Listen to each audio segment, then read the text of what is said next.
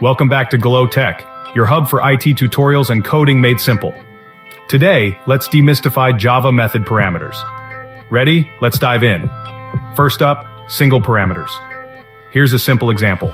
Java public class main, static void myMethod, string name, public static void main, string dargs. When you run this, you'll see Liam Refsnes, Jenny Refsnes, and Anja Refsnes. So what's happening? The program starts with the main method. myMethod is called 3 times, passing Liam, Jenny, and Anja.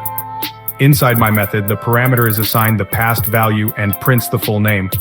Key point is the parameter, acting like a local variable. Liam, Jenny, and Anja are the arguments, the actual values passed. Now let's add multiple parameters. Check this out. Java public class main, static void myMethod, string name, int age, public static void main string args.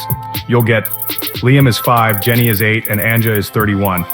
Here, the main method calls myMethod with 2 arguments each time, a name and an age. Inside myMethod, it prints the message combining both parameters. Key point: the number and order of arguments must match the parameters in the method signature. Lastly, using if, else in methods. Java public class main, static void check age, int age, public static void main string args. This prints access granted, you are old enough. The main method calls check age with 20 as the argument. Inside check age, the if statement checks if age is less than 18.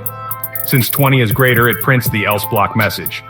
Key point: you can add logic like conditions or loops inside your methods to control behavior. Enjoyed the video? Please like, comment, share, and subscribe to GLO TECH for more awesome tech tutorials.